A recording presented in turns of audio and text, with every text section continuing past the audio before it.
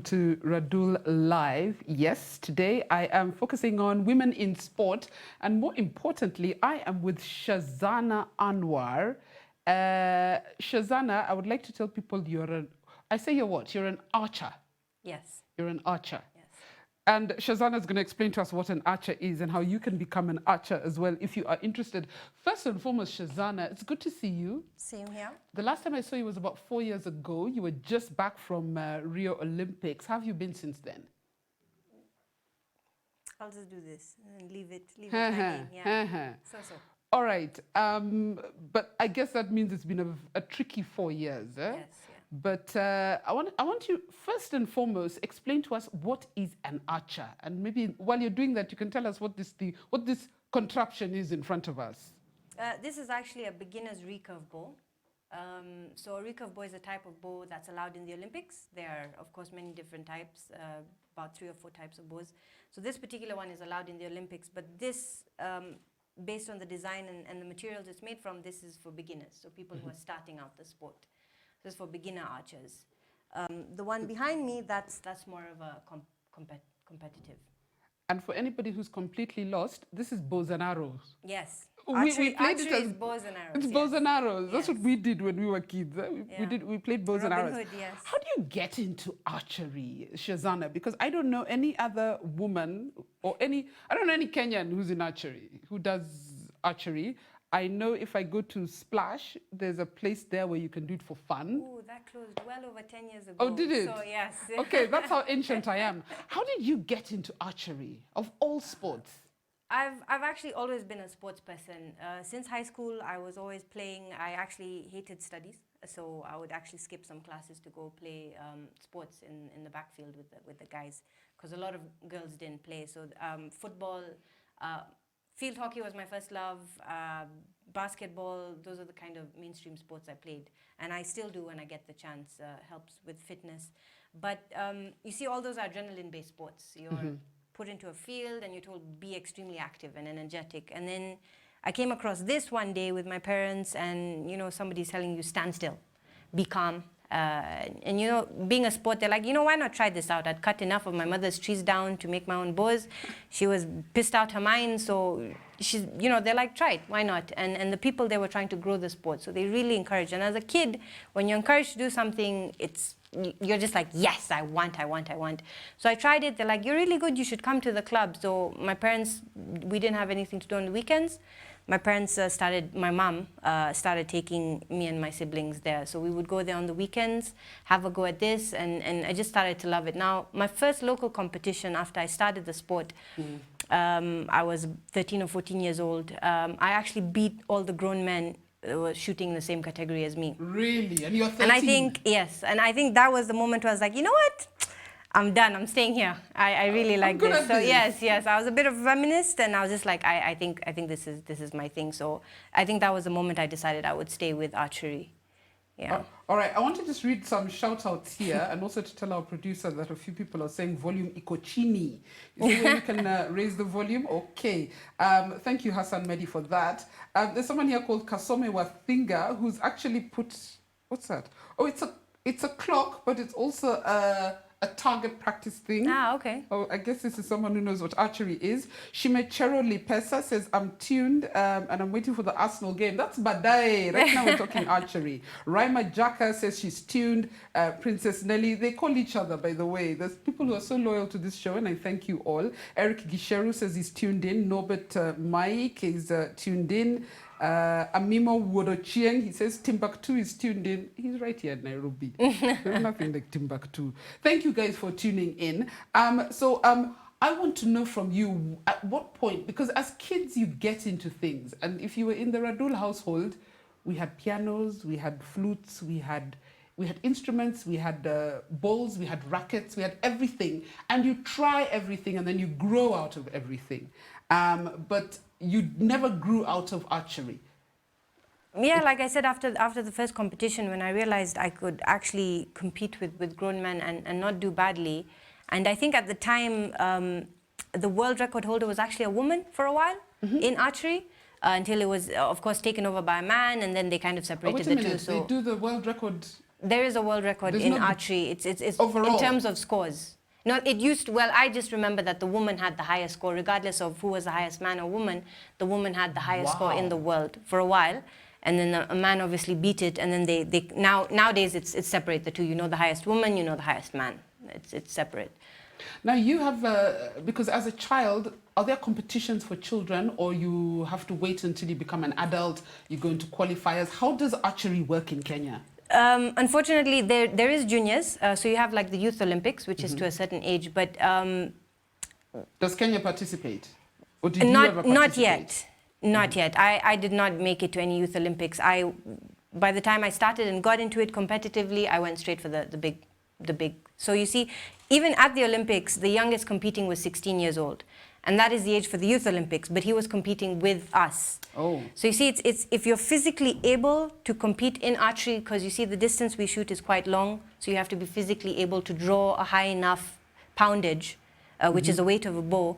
So you have to be able to draw it. It has to be strong enough to reach the distance. If you're physically able, even at 12 years, you're free to compete in the Open Olympics. But it's not very likely a 12-year-old will be able to do that. So that's where the limit is in archery. Tell us about your whole journey from saying, this is something I'm good at, I want to be a professional archer, to finding yourself in Rio, you know? So take us through your journey, including the African competitions. At some point, you were African champion. Yes. Yeah. Take us, how did that transition all happen, and how old were you?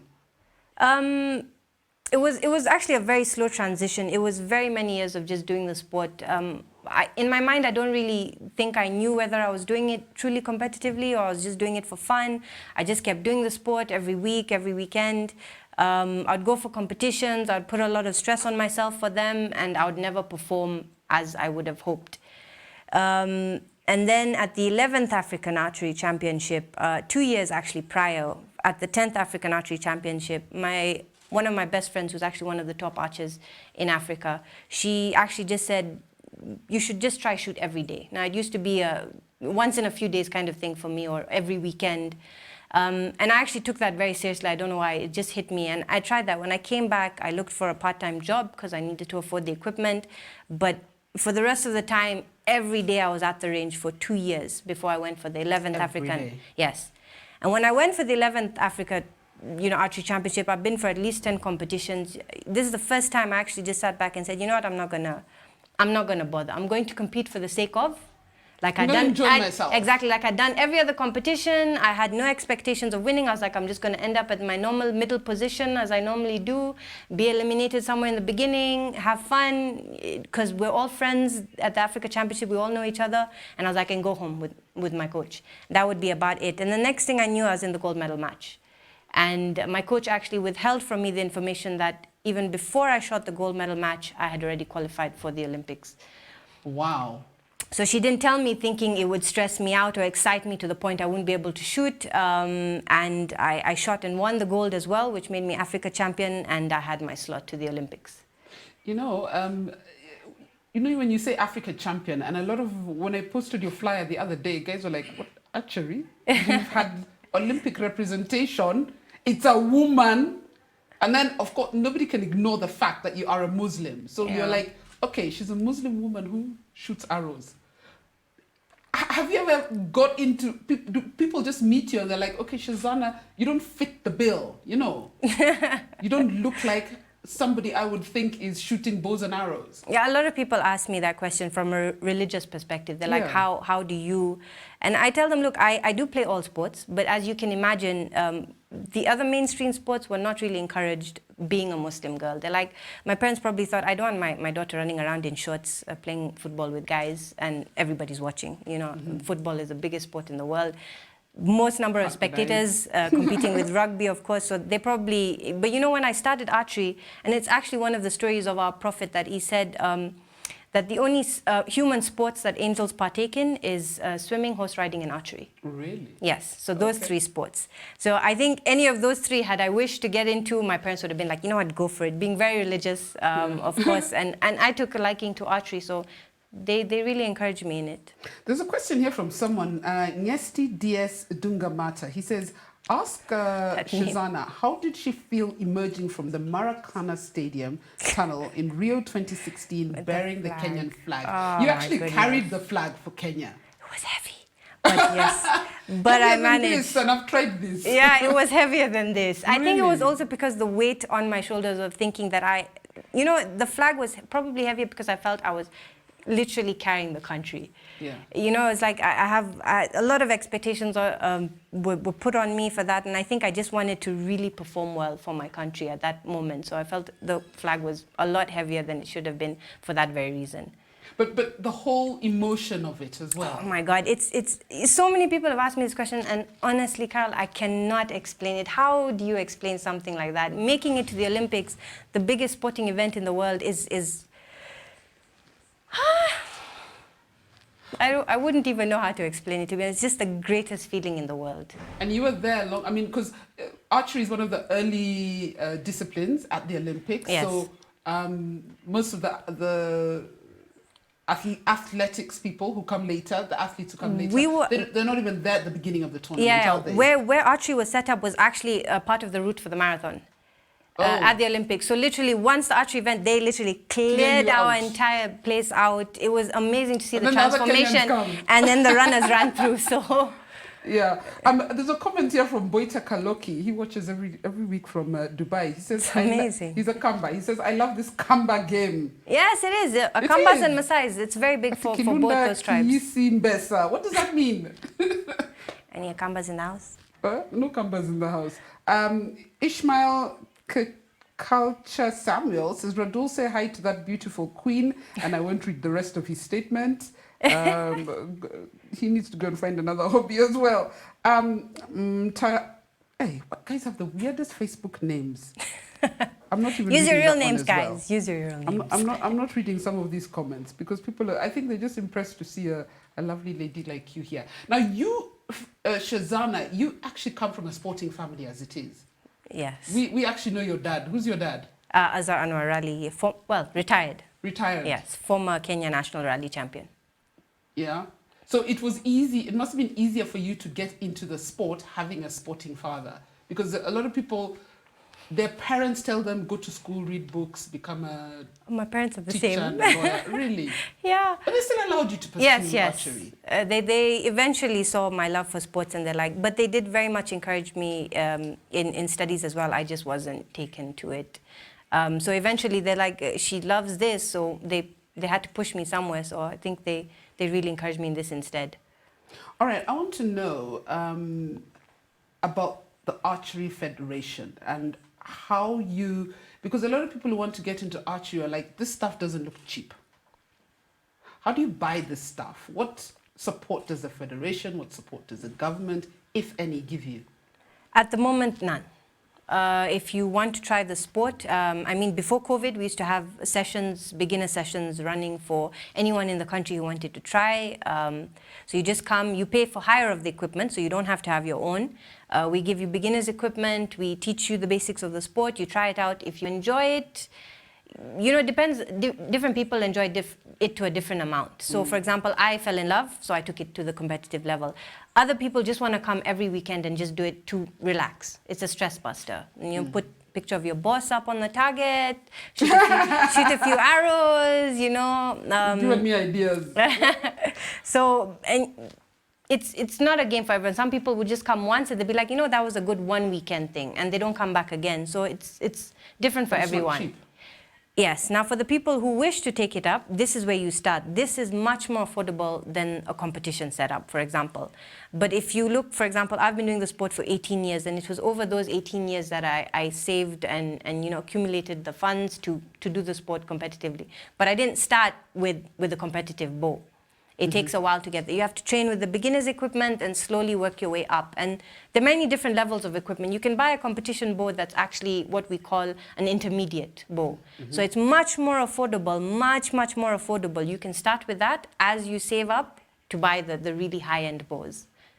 But when you're saying, it means you have to be financially able, unfortunately. Currently, yes. Despite the fact that whether you have the talent or not. There are a few shout outs here. Collins Balubinga says he's watching live from Uganda. Happy Hillary also watching from Uganda. Gee, Ugandans, thank you. Young Dale Powers, really, Ati Radull, kindly find out if she's a Ghana. Are you an Arsenal fan? No. Which team? None, actually. I play football, but I cannot watch it I just cannot. I love playing it, and I play, locally with girls' teams. We have girls' groups that play for fun. But if you ask me to watch it, I cannot. It kind of kills the fun of the game for me. Oh. Yeah. Okay, Dewan Nash Makumba says, okay, he's watching live from Kisumu, and there's somebody here who said they're very, people watch from all over. Amazing. I don't know where my Abu Dhabi and my other Dubai people are, but they're usually a lot from the Middle East, Doha. My friend Princess Nelly is always watching from Doha, and they're saying that they're very impressed with what it is you do. So thank you. You were saying just now about people going to. You said we, at some point you said we give them a bow. When you say we, are you also coaching right now? Yes. In fact, as last year I was running the beginner sessions on my own. But before then we had a few other volunteers who had been doing the sport for a while, and they used to help out. When beginners used to come, we would assign someone to teach and so on and so forth. But as of last year I was doing it on my own. I do have certificates in beginner coach courses. So basically, I am more or less qualified to teach a beginner, otherwise based on my experience. All right. I want us to go into our first break. And when we're in the break, earlier we filmed Shehzana trying to teach me how to shoot. It's shooting, yeah? Yes. Essentially, it's shooting. Unfortunately, there were no good targets here. My boss is not around. But I want to show you that video during the break. And it's harder than it looks. Those of you who I know are going to laugh at me, it's harder than it looks. So we're going to take a break, and then we'll be back just now to continue with this conversation.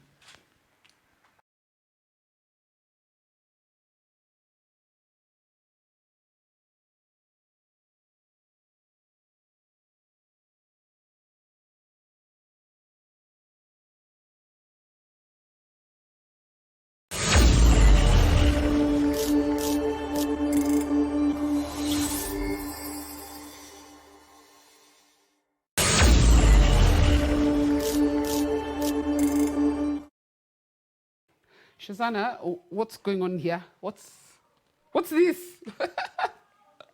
Toys. Okay. Toys to you, weapons to me. No weapons to anybody standing in front of you.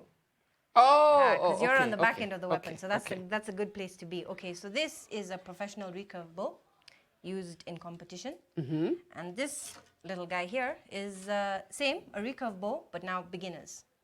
So I would start with something like this. You would probably start with something like this, absolutely. Okay. And the same goes for the arrows. These are specific to me. Every competing archer has arrows that are specific to them, which is a specific length, a specific weight, so on and so forth, the balance that we do on them. Beginner's arrows are more or less just basic arrows put together, beginner shoots them. So there's no specifics done to them. You know, I had bows and arrows when I was a child, but I would just get a stick and then bend it and put And funny enough, that's what I used to do when I was really young. And I didn't even realize it many years into doing archery. I was like, oh my God, I used to do this.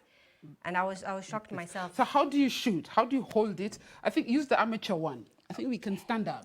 Okay, this is an amateur one, but it's actually quite a high poundage. So the weight of drawing the bow is measured in pounds. You divide by about 2.2 to get it in kilos. But this is actually quite high. I used this in a basic competition we did here. So, but you've been working out, so you're good to go. I've been working out. Okay, so this is the handle, but this is a right-hand bow, so you'll have to hold it with your left. Yes, precisely. Okay, now rule number one about archery is you cannot fire a bow without an arrow. So I'll just warn you that since you have a bow in your hand and doesn't have an arrow. Okay. We can't put an arrow because we're in a closed vicinity and there's people around. Safety reasons. So you can actually draw the bow, but you cannot fire it. So even if there's a Manchester United fan in the room, I can't fire it? Oh, wow. But it's pretty tight. This is tight. That's what I'm saying. Now, the poundage of this particular bow is high. It's actually less than this one still, but it's still quite high for a beginner's bow. So you'd have to grip the string with all your fingers. preferably, just for starting, before I actually teach. So you make sure it's gripped. You raise your arm out, straight. There you go. Now you just pull back. Elbow up, because you're actually pulling, so your like elbow this. goes behind your head. Now give it a good tug. See if you can reach your cheek, but just don't fire the ball. This thing is tight. I thought I was strong. I need more juice. This is actually quite a hard ball. I'll And give then you that. just pop. Yeah, so when you're at full draw, yeah, and the target's it's in by your front of you with cheek. an arrow, yeah. Yeah, but it's so tight that I can't even keep it straight. You see, you're limiting yourself. I can already see it on you. As a beginner, they're already scared. Most beginners are always scared. I'm more beginner than beginner. Oh. First time for everything. So I haven't done this stuff since I was like 10 years old. I haven't done it with in a year, amateur stuff. which is long enough. So you use this one So I use this one. with your tiny frame. This is actually the smallest of the competition. Oh. They're actually measured in inches, so this is the smallest setup. So they'll be about 2 inches longer than this, 2 inches longer than that, and 2 inches longer than that. So the taller people, they need the longer ones. So it's just don't be afraid to draw back. See, just all the way. All right. It's a bit tough. Hey. Yeah. So do you have to do weights? Do you do weights in the gym? 'Cause this needs strength Ideally, as the well. professional archers do. But you see, for someone like me who doesn't have the time or the resources, I actually just used to shoot as my gym. So what happens is the strength of the bow is actually adjustable. You crank it up to the hardest for training, lower it down for competition. So. All right. This is the halftime break. We're going to continue just now with a conversation about your life. Can cut it there.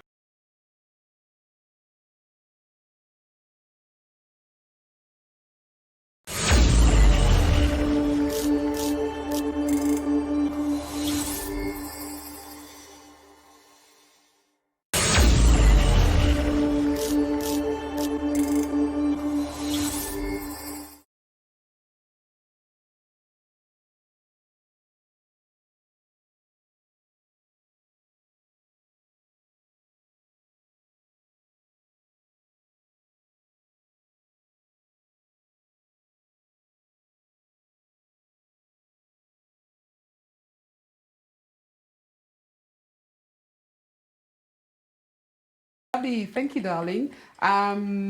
Lillian Karanja is tuned in from Riyadh, Saudi Arabia. We have, let me see, watching live from Kismayo, Tifo Ada Adenko. There's a good comment here from Ochiweda. He says, Radull, ask her the marksmanship principles for her game. What is that, like rules and regulations? Rules and regulations, but also the responsibility that comes with being an archer, you know. I mean, like I did karate in high school, don't laugh. But karate is a peaceful sport.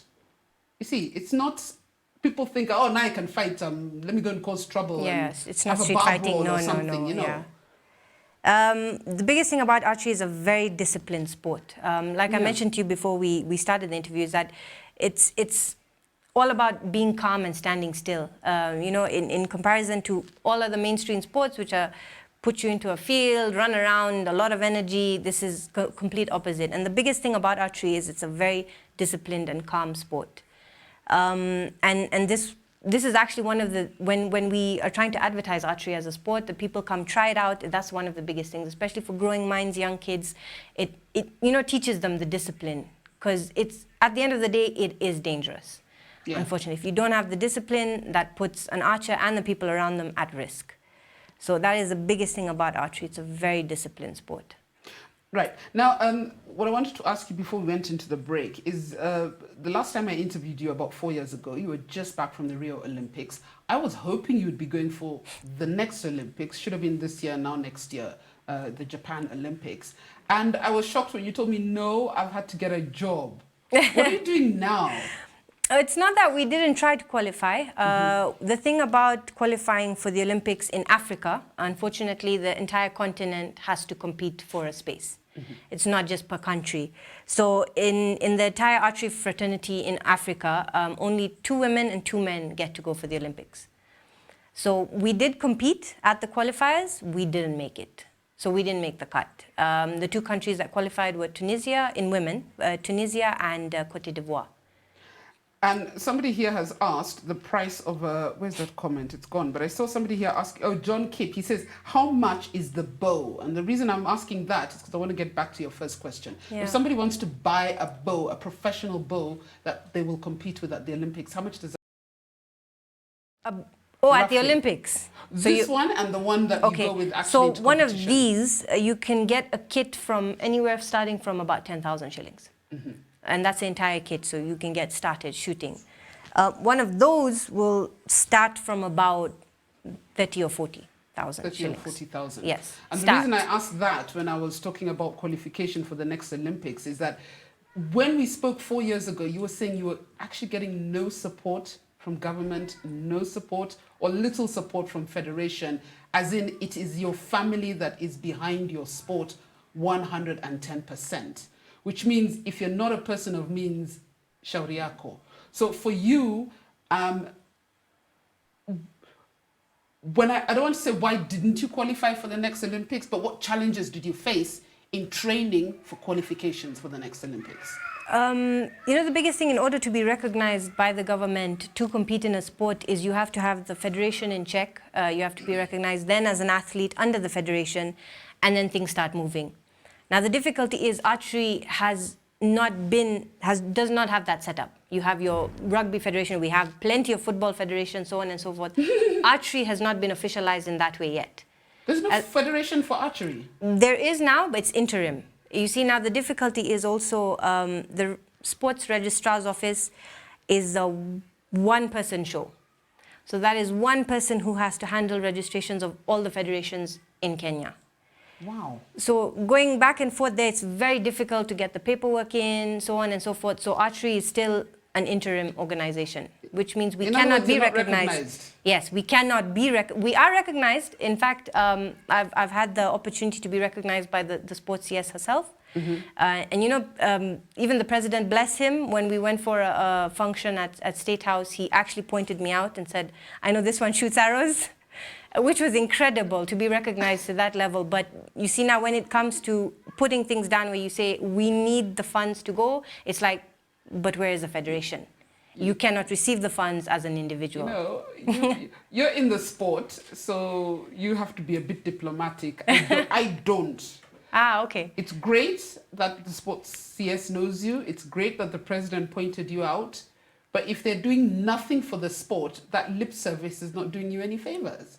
Unfortunately, I know you can't talk too much because you have to go back tomorrow and still try and represent the country. Yeah. But I find it so shameful that, I mean, it's great for us to pat you on the back and say, do we even know how you qualified for the Olympics?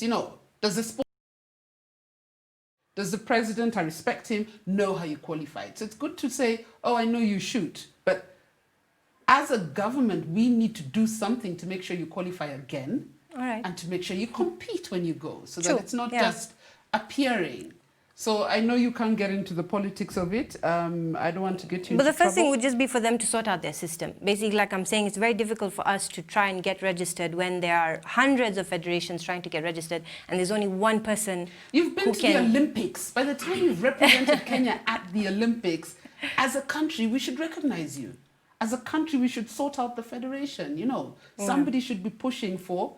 Because imagine how many other people want to get into the sport but can't. There are plenty, yes. You're fortunate, your family is behind you. Yes, absolutely. How many people? And somebody's actually asked here about mentoring Ochiweda. He says, ask Shehzana if she's mentoring young coming archers. That was the intention with my beginners classes. So you'll find most of the people that come to participate are kids. Parents bringing their kids, they want a weekend thing. My job was actually to rope the parents in as well, because this is not a sport just for kids. It's an all-round. You have people as old as 60 who do this at the Olympics.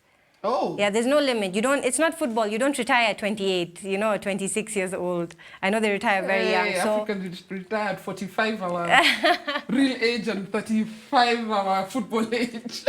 So archery, luckily for archery, as long as you're physically able, you can do this sport as old as 60 years old.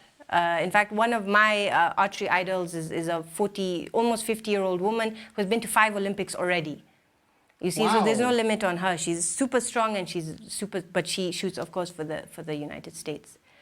But so in terms of government support, You know, there was an Tangible issue. There support. there was an issue with support before the Olympics. But of course, then after the Olympics, there were some changes, some very big changes made in government and otherwise.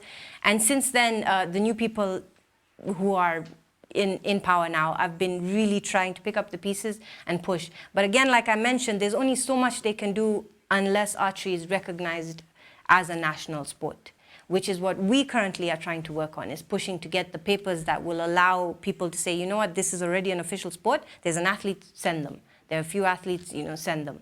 So it's just that paper that's very difficult to get. Right now, you're the only female who has represented Kenya in archery. Am I correct in saying that? No, not actually. I am the only female who's represented archery the most.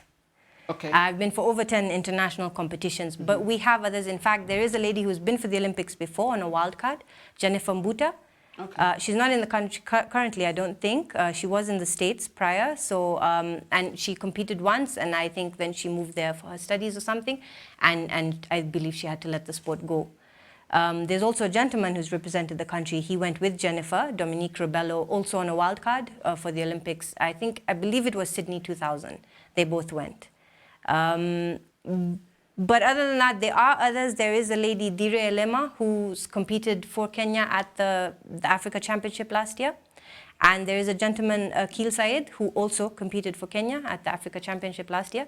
There are others who have competed before, one or two competitions, but I am the one who has done it the most.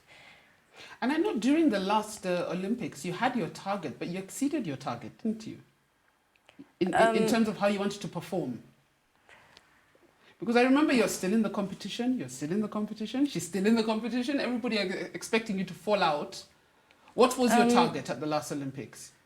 Oh, my target was just to be there, to be present. It was actually, yes, it was exactly that, just to be there and be present and to get through. I was actually eliminated in my first match. I wasn't still there. But my first match was against the world number 3 at the time. And she was actually, I had actually just gotten her autograph at the previous international competition I'd been to. She's an amazing Korean archer, and she beat me in the end by 1 point. So I remember it was an impressive performance, given where you were coming from. Yeah, being a much higher ranked archer, all the pressure was on her, to be honest. And the biggest thing was that people, including my coach, who's also my mother, she was so shocked at apparently how calm I was. I don't remember that. I'm sure I was nervous as hell, but it was... You were in a blaze from the time you landed in Rio until you finished. Yeah, just a blur. But no, apparently I was so calm, and I've never been that calm. And I'm guessing it was just the support I got worldwide. I mean, people I'd never heard of were like, good luck, you know, on social media, you'd get a message, good luck, it's amazing what you've done. And you don't know this person, but you felt the support. We were stalking you. And I still have to find the one Kenyan fan who was in the stands at the time. She was the loudest there, and she had her, I think it was a scarf or a flag, and she had an iPad and everything. She took a picture when I'd finished my match, but she was shouting the entire time, and I'll never forget, the only Kenyan fan in the stands at archery at the Olympics. Oh, that's fantastic. Yeah, it was amazing. That's how you grow. You mentioned your mom, and the first time I interviewed you 4 years ago, you actually came to the studio with your mom. Yes. And she's your coach. Yes. So she's also an archer. No. Okay. You don't actually have to have done the sport that much. So she is an archer, yes, but she actually shoots a different type of bow. Okay, I'm lost. One that is not allowed in the Olympics. So my mom is a bit more, it's called a compound bow. It's a bit smaller, it's mechanical, so it's much more faster, much more powerful. In fact, it's used in hunting more often than competitive archery. So that'll tell you something about the power of the bow. That one is built to kill, I guess you could say. So Mamam Kali, that's what people used to call my mom. So if you see her, she's a dangerous woman. She shoots a very powerful bow. But she's done all the courses, and she's actually a world archery, which is the international, which is the FIFA. What do you call it? FIFA, the world football. So world archery is for archery, and she's actually a representative of them. She's done all the courses, and she's been in the sport the longest, which is why she's the Kenyan coach and team manager. She used to double up for both. Someone's asking here, at what age does somebody start archery? What's the youngest you can start? As young as 2 years. So you do the bows and arrows like we did when we were kids? And then You grow you from can do there. something like this, but you get the small ones, you get the baby ones. So as young as 2 years, but the difficulty here is that we don't have enough of those trained personnel trained to teach kids as young as that age. Again, it's a dangerous sport at the end of the day. You turn your back for 1 second, one kid has shot the other, you're in trouble. So for what happened is when we were running beginner sessions, we had an age limit. So we normally start off from about 10 years of age. Unless the parent is fully in the sport with the child, fully there, is dedicated with the child, then we can put the responsibility on the parent to train the child with us. We give the technical advice, the parent has to watch. If somebody wants to get into archery here, are there any official, what do you call it? Is it a court? Is it a pitch? What do you call Field, Field. range. Range. Yeah, exactly, an archery range, yeah. Where can somebody, if they want to get in officially, not for sport, they want to get in to take it up as a serious sport. Yeah. Is there the infrastructure available? Not at the moment. There was, but at the moment there is no official archery range in Kenya. I do believe there are places that do it for fun. There is the forest in Kereta Forest. They do archery for fun. There's another place. I mean, I've heard of plenty of places. In Gong Hills, there's somewhere that does. These are not places But those are all privately owned businesses. So those are people who, they want Radull and her friends to come and have fun on the weekend and go home, not to train for an Olympics. So basically, our government there's no infrastructure for archery. They don't give any financial support at all, do they? Not at the moment, no. But it's possible. And like I told you, just getting through the paperwork and then the money can come in. Sports with federations don't get support, my dear. Even the sports with federations and associations and you name it don't get the support they need, which is unfortunate. I mean, if we don't even have football stadia, and as you acknowledge, football is the most popular sport in the world. I mean, we don't have enough stadia in this country by far. So don't excuse the government that because you're still working on a federation that they've not come in to help. You've been to the Olympics. If the Kenyan anthem rings at the Olympics, we all stand there with pride, but we don't know how you got there. Yeah. For you, what would be an ideal situation for you for archery in this country, where we can have, because you've named individuals, it would be nice if you could say, you know what, the team is so big that we can't name them. Our lights are going off. So what would be an ideal situation for you?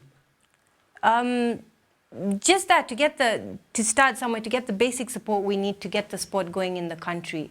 To put it out there and have everyone try it out and get a team and to take the team out especially. Competing is the biggest.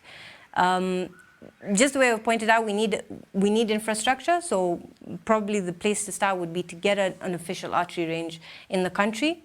From there, it would be very easy to work up because we already had the equipment from before that we were using to teach beginners and so on and so forth, and it would just be uphill from there. For you as an individual, Shehzana, what has this sport taught you? What has this sport taught you? What has representing Kenya taught you? Wow. That's a very deep question. I think the biggest thing, to a young person who wants to get into archery, I mean, and you're trying to inspire them, what would you tell them? The biggest thing it taught me was actually perseverance. Is just keep going, keep going, keep going, keep going. But I do also acknowledge that it was that much easier for me with the fact that I had my family support behind me. Without them, I would never have made it even halfway. So I think that was the biggest thing for me. But it therefore also is that for anyone who's getting into the sport is to find that kind of support if you can, however you can, until we can get it from the places it's meant to come from. I always say representing Kenya needs a special kind of heart. Because you want the people responsible to be the ones to spur you on. Yeah. But if you don't have it in you, you're not going to go very far. Not representing Kenya, I'm sorry. Yeah. So you must be a special kind of human being. Thank you. I hope so. I'll have to figure that out somehow. What are your training hours like? When I was competing, I would train up to 4 hours a day, or I would either count them by hours or count them by arrows. So professional archer shoots... Oh, by hours or by arrows? Yeah, by arrows. So a professional archer, which is the top in the world, who literally do nothing but this, would shoot about 2,000 arrows a week, minimum. Working and shooting part-time, I could only manage about 700 a week at most. So you can already see the difference in the levels. You're speaking another language. It's like no, when I need it's to a be a number of pilot, arrows you have to shoot. Yeah, so counting these, they can shoot up to 2,000 a week easily, because this is literally all they do. They have that time and resource to do that kind of training. But while I was, yes, it pays the bills. Yes, while I was working and I would go training half part-time, no matter how many arrows I would shoot, I would only manage about 700 a week. So you see, that tells you a difference. They're shooting 2,000 a week, and that's why they're at the level they're at, and I was only managing 700. How do you make a living with archery? Or you have to get to the level where you have sponsors? Yes, precisely. You'd have to get to the level where you are one of the top shooters in the world, you get your sponsors, endorsements, so on and so forth, and you compete.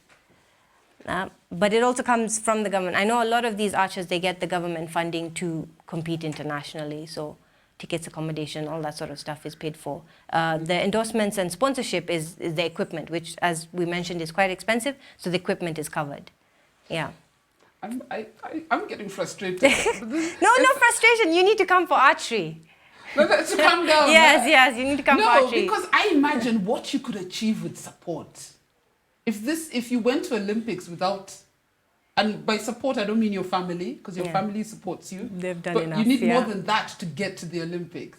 So I keep asking, and I ask every sports person who walks through this door, imagine what you could achieve with the proper support. You would not be going to the Olympics to say, let me just have fun, I've arrived. No, you'd be saying, I want to win here. And other people would be saying, one of the things actually, before I walked out, somebody asked about what was the feeling of walking out with the flag. Before we walked out, when you're waiting, there's somebody who asked where you from, despite the fact I'm holding the Kenyan flag, they asked where you from. And I said Kenya, and the first thing they did is, asking me, are you here to run? And I was like, no, I'm not. I'm actually here to shoot arrows, exactly. So they're like, yeah, so that's the biggest thing. So I want Kenya to be recognized not only for our runners or whatever it is, which is what we're biggestly recognized for, but I want someone to actually say Kenya is known for archery or any other sport as well. There's some comments here. Respect to you, Anwar. Okay. Thank you. Sharon Metrin says, oh, she's watching from Busia. Eric Ochieng says, Radull, thanks for refreshing our memories. She did a good job. These are people who are keeping an eye on you during the Olympics. Ochiweda, the confidence in which she speaks is on another level. Respect. Now it's your time to voice your concern for support from the Federation and the government.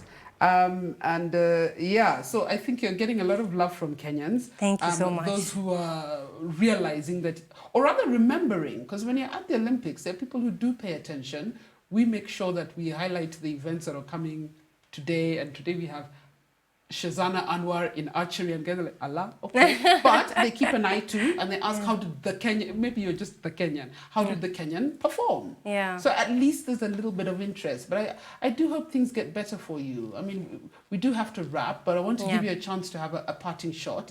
To say, what are your dreams? Because I know you've not qualified for the next Olympics. Unfortunately not. But I imagine you still want to go for another Olympics. Yes, said, absolutely. Till you're 60. Why not? How old are you now? You don't have to. Look at the time. Look at the time. My goodness. Okay, you're a lady. I know when I interviewed you last time, let me see, you were about 24 or something. And that was 4 years ago. Okay. Roughly. Am I right? I'm actually 31. You're 31 now. Yeah, so you still have 30 years plus. Hopefully. It means you have to put it, because right now you're working part-time. Yes. So it means you have to put in the time and effort on your own until our government, heaven forbid, gets their act together. Yes. Yeah. Yes. Well, I just hope that next time we actually do something in helping you get to the Olympics and perform at the Olympics. And the rest of the Kenyans trying as well.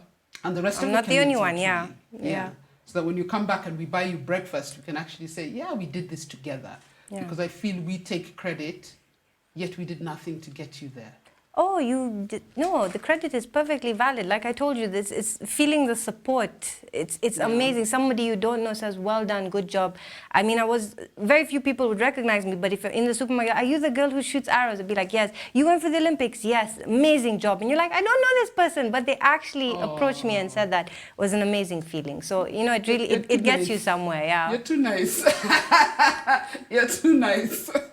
But Shehzana, I just want to say thank you. Yeah. Do you want to leave us with any parting shot? Can I actually look at an arrow? It's too dangerous. Absolutely. No. You can. I can. Don't stab yourself. That's all. Yeah, but these don't have the poison at the end or anything. No poison, no poison. But they're still effective if they're shot. Yes. From close range, it did definitely pass through you. I'm just thinking of a few people I could use this. You know, for hunting, this is called the tip, but for hunting, you know, they use something called a broadhead now, which is the one you're talking about. It's much wider, like the Maasai's use. And yes, they put poison on it. Obviously, they want to kill the animal as fast as possible. So no poison, and it's very slim because this has to penetrate a target, not an animal. Yeah, I'm just thinking of a few targets. Okay. Bring that picture. We'll do some practice. We'll do practice on the picture. Yeah. Shehzana, she's my friend. She's gonna help me. Anyway, Shehzana, I just want to say thanks for coming by. You know, thank you for having me. People didn't know about archery. I hope they've learned. I hope you guys are watching. Have learned a thing or two that Kenya does have representation at the Olympics. Yes, and we're open for more. We're open for more. Yes. Unfortunately, until the federation issue is sorted out, people won't be able to afford it because it means getting a lot out of pocket, which is unfortunate because there's so many sports like that. But thanks for honoring us with your presence today. I did my lesson number 1. I don't think I'm doing lesson number 2. No, you have to. I'll give you a lighter one, I promise. I'll come and watch. Okay. Next time you're shooting, you have my number, you can call me and say, come and watch. All right. Learn like that and then get into the game. Okay. But thank you so much. And thank thanks you. to everyone who's been watching Radull Live. Today I have been with... Oh, there's one thing. You were supposed to explain to me the OLY. Because in your name there's Shehzana Anwar OLY. What's the OLY? Just to show that I have been to the Olympics. Oh, you get that. So the World Olympian Association, the WOA, basically they're trying to get athletes now to register if you've been for the Olympics, and you get a certificate. So a lot like you can, when you do your PhD, you get the title doctor. Same for an Olympian. When you have participated and reached that level, you get your certificate. So I actually have a certification to be able to use the title with my name. Can I get one if I go as a fan? I'm kidding. Even my coach doesn't get one. Can you believe it? Oh, unfortunately, no. yes. Unfortunately, officials and coaches cannot, as yet, get the title. Yes, only the athletes themselves. Well, it's fantastic. You've earned it. Thank you. Thank you very much. Wear it with pride. Guys, thank you so much for watching Radull Live. We'll see you again next week. By the way, next week I think we're going to talk rugby. Yes, I should have the Kenya Sevens coach right here next week. But thanks for watching, and God bless you.